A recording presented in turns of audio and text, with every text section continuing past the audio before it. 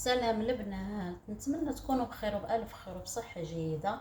اليوم جيت ندير معكم بامية. ندوزو المكونات. هنا عندي 3 مطيشات محكوكين. هنا عندي الزيت، ثوم، ورق سيدنا موسى، بهارات مشكلة، عندنا ملح، عندنا هيل، وهنا عندنا بصلة مشرملة، وهنا عندنا كيلو تاع اللحم الغنمي، وهنا عندنا بامية ديالنا اللي مغسولة ومقطعة. ندوزو دابا للطنجرة ديالنا، نديرو فيها الزيت،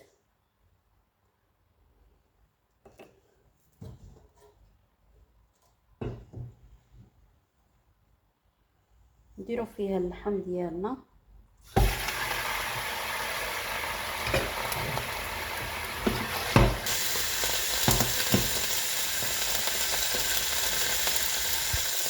نديرو اللحم ديالنا،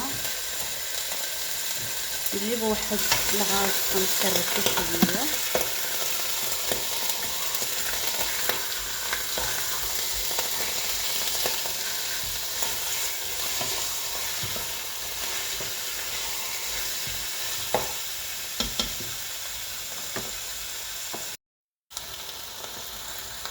البنات.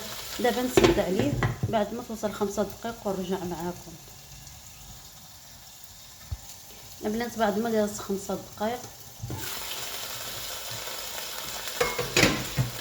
شوفوا اللحم ديالنا هو البنات تحمرها.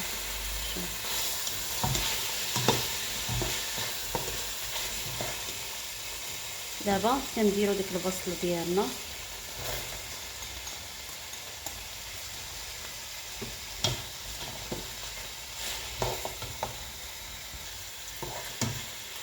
نديروا البهارات،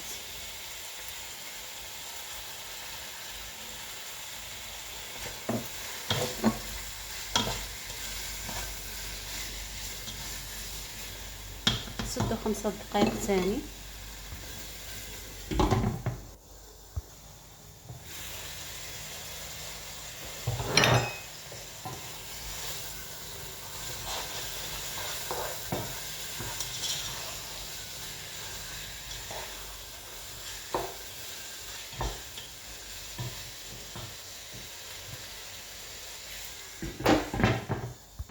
من دابا نرجعو نشوفو الطنجرة ديالنا.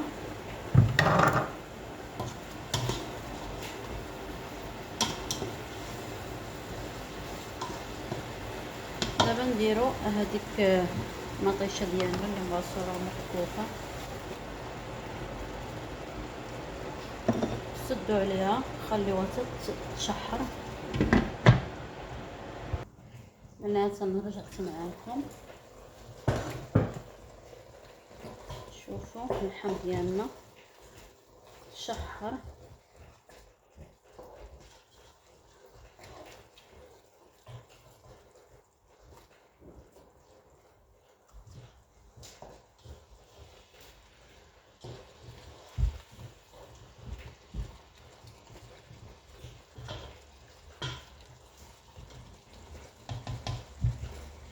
بنات دابا نرويو الطنجرة ديالنا،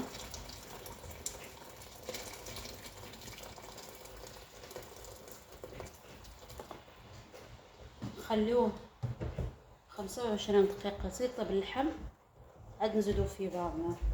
ما ورا 25 دقيقة ونرجع معاكم.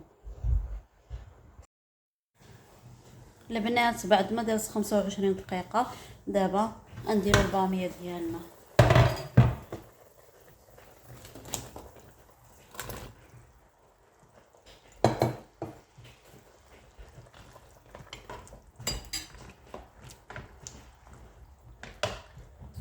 البنات نخليوها 21 دقيقة واحدة ثانية، ومن بعد نوريكم النتيجة النهائية.